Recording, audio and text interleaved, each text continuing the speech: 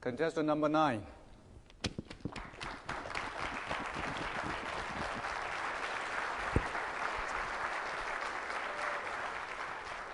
Sherwood Jones, ignore the suit.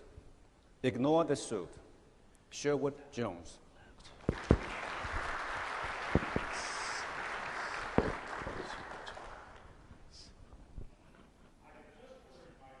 Low-calorie fast food breakfast. Small coffee, 2 creams, 1 sweet and low. And I had my usual $1.30 in my hand, ready to present to the cashier, when suddenly he suspiciously looked up and said, 75 cents. Puzzled, I later examined the receipt, only to discover that I had been lovingly awarded the senior discount. Mr. Contest Chair! Fellow Toastmasters and fellow unwilling recipients of the senior discount. Age is the newest 4-letter word. Oh, we know what ours is, but we don't want to say it, we don't want to write it, we don't want to remember it. The way I see it, we have 2 options. Option 1, denial. Me? Getting older? Oh, no, no, no, no, no, no, no, no, no, no, no, no. Look, I am not ready for bingo and shuffleboard and Jeopardy and Wheel of Fortune and Florida and cruises and Cracker Barrel.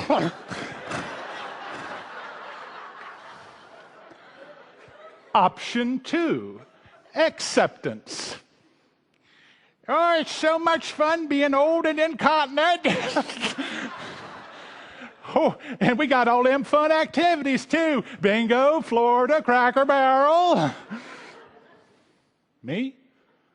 Well, I am somewhat okay with my AGE.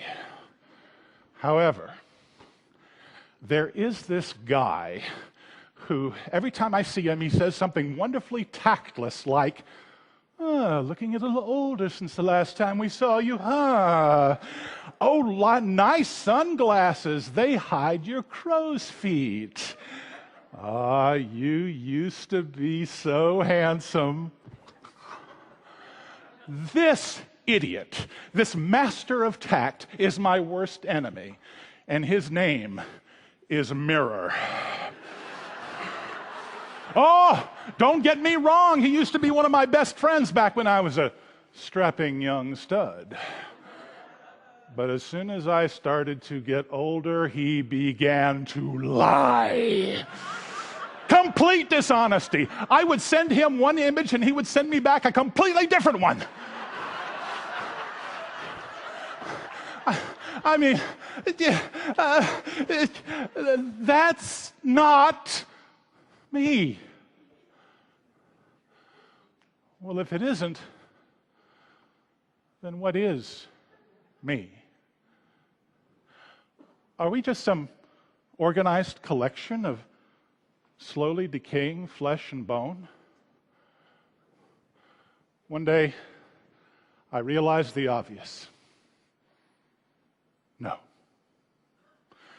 We are a personality, a soul, a spirit, a spark that just happens to be wearing a meat suit.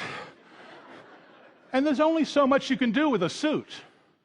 You can iron out the wrinkles, take in the waist a little bit, slather on CoverGirl, Maybelline, Revlon, Rogaine, but it's still a suit. Do you think that anybody cared when Albert Einstein's hair started to turn white? Did physicists stop listening to Stephen Hawking when his entire body revolted against him? If your spark shines brightly enough, people will not care what it is wearing. The evidence is all around us. Betty White, Pope Francis, the Dalai Lama, Mick Jagger, Paul McCartney, Willie Nelson, Bernie Sanders, and Colonel Sanders.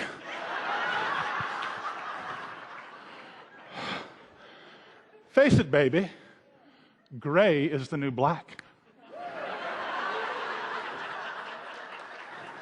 But it's not the gray on our heads that makes us distinguished. It is what is underneath it. Years of accumulated knowledge and wisdom that can only happen and accrue over time with age. Now, I realize that some people in this audience probably subscribe to camp denial or camp acceptance, but if I may, I would like to propose a third option. Ignore the suit. Oh, sure. Keep it clean. Keep it healthy. Keep it exercised. Keep the deodorant current. But don't kid yourself. It's just a suit. The colors will fade. It will go out of style. It will require patching. It will get old. So ignore it. Instead, concentrate on the person who is wearing your suit.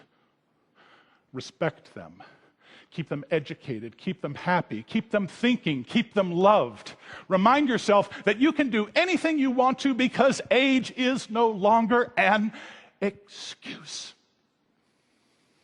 The weakness of the body outside has nothing to do with the strength of the spark inside.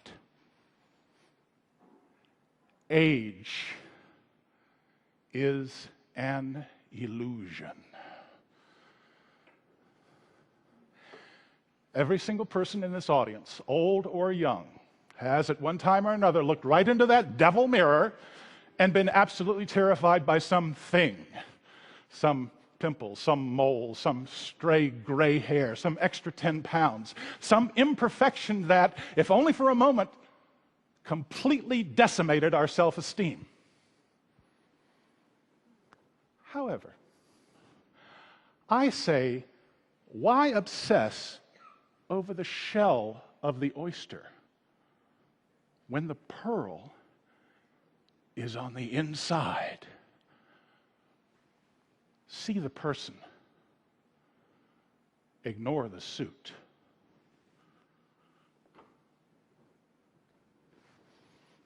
Mr. Contest Chair.